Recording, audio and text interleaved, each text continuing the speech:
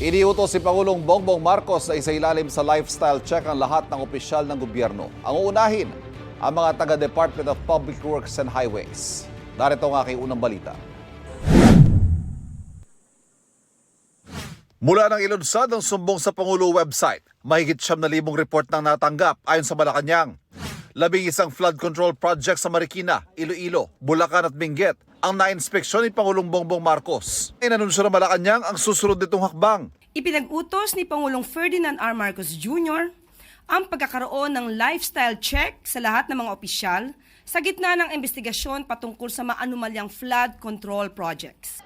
Sa lifestyle check, pwedeng silipin ang Statement of Assets, Liabilities and Net Worth to SALN ng opisyal, gayon din ang kanyang ari-arian at travel history. Titignan kung tugmaba ang kanyang yaman sa idineklara sa SALN o kung may bigla siyang pagyaman habang nasa posisyon.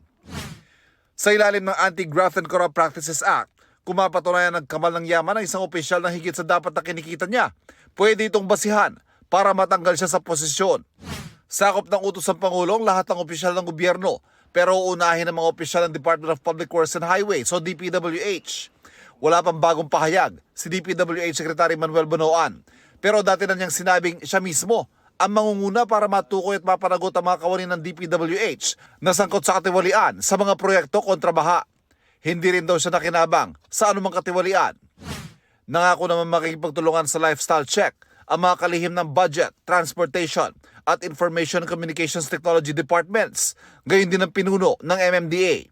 Mga ahensya mismo ang inaasahang magsasagawa ng lifestyle check, pero nariyan din na iba pang ahensya tulad ng Ombudsman at ang BIR.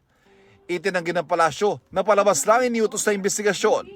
Hindi rin anya dapat gawing palusot ang ulat na ang pondo sa ilang proyektong binisita ng Pangulo ay hiningi ng DPWH kaya nasa National Expenditure Program o NEP at hindi isiningitan ng Kongreso. Ito man po ay nasa NEP o parte ng insertions at proyekto ng ibang mga politiko.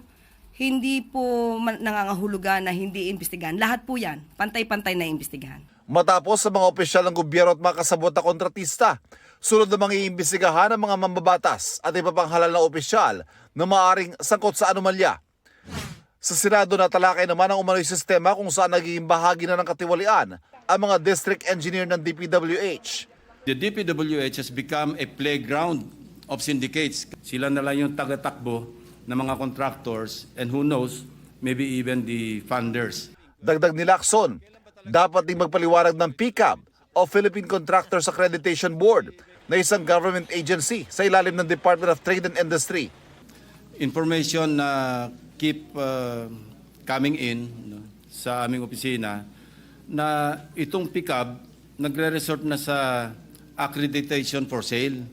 No? May mga ganyang reports and I've talked to some contractors, private contractors, na they had this experience of being offered accreditation by PCAB na sila na yung bahala sa bank certificate and other requirements.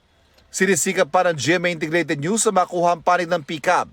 Ito ang unang balita. Ivan Merina para sa GMA Integrated News. Kapuso, huwag magpapahuli sa latest news and updates. Mag-iuna ka sa balita at mag-subscribe sa YouTube channel ng GMA Integrated News.